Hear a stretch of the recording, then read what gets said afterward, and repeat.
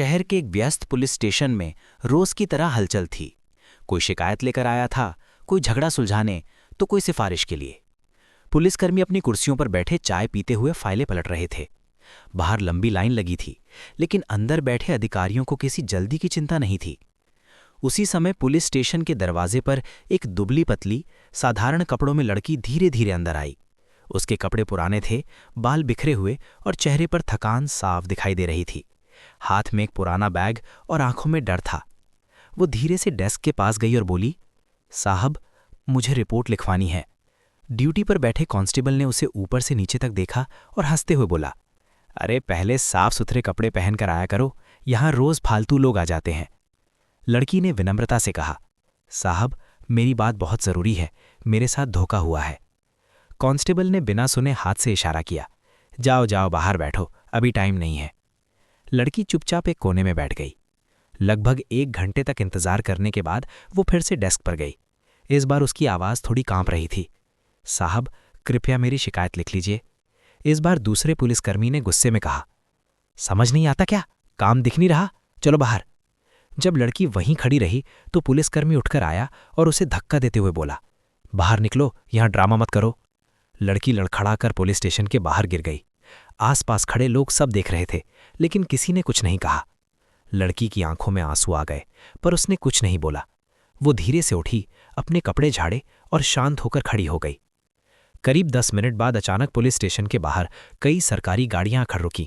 Siren की आवाज सुनते ही अंदर अफरा तफरी मच गई। सभी पुलिसकर्मी तुरंत अपनी वर्दी ठीक करने लगे। एक अधिकारी तेजी से अंदर आया और बोला, सभी लोग सावधान हो जाइए, नई जिला कलेक्टर मैडम निरीक्षण के लिए आ रही हैं। सबके चेहरे पर तनाव आ गया। तभी वही गरीब दिखने वाली लड़की दरवाजे से अंदर आई, लेकिन इस बार उसके साथ कई अधिकारी और सुरक्षाकर्मी थे। पुलिसकर्मी हैरान रह गए। स्टेशन हाउस ऑफिसर तुरंत आगे बढ़ा और सलाम ठोकते हुए बोला, नमस्ते मैडम। अब सबको समझ आया, वही साधारण कपड़ों वाली लड़की दरअसल जिले की नई आईएएस अधिकारी आराध्या सिंह थीं। पूरा पुलिस स्टेशन सन रह गया। आराध्या ने शांत लेकिन सख्त आवाज में कहा, अभी कुछ देर पहले मैं यहां एक गरीब लड़की बनकर शिकायत दर्ज कराने आई थी। मुझे 1 घंटे बैठाया गया, मेरी बात नहीं सुनी गई और आखिर में मुझे धक्का देकर बाहर निकाल दिया गया। सभी पुलिसकर्मियों के चेहरे पीले पड़ गए। उन्होंने आगे कहा, अगर मैं सच में गरीब होती तो क्या मुझे न्याय कभी मिलता? कमरे में पूरी खामोशी छा गई। आराध्या ने उस कांस्टेबल की ओर देखा जिसने धक्का दिया था। वो कांपते हुए बोला, मैडम, गलती हो गई। आराध्या ने दृढ़ आवाज में कहा, गलती नहीं, ये मान सकता है। कानून अमीर और गरीब में फर्क नहीं करता, लेकिन आप लोग करते हैं।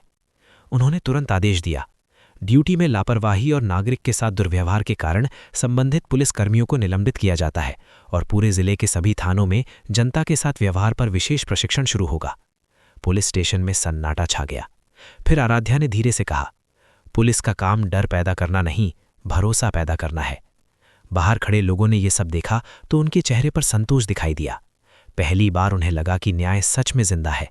आराध्या बाहर निकलते हुए रुकी और बोली, आज मैं आईएएस बनकर नहीं, एक आम नागरिक बनकर आई थी, ताकि सच देख सकूं। उस दिन के बाद उस पुलिस स्टेशन का माहौल बदल गया। अब वहां आने वाले हर व्यक्ति को सम्मान से बैठाया जाता, उसकी बात ध्यान से सुनी जाती और तुरंत कार्यवाही की जाती।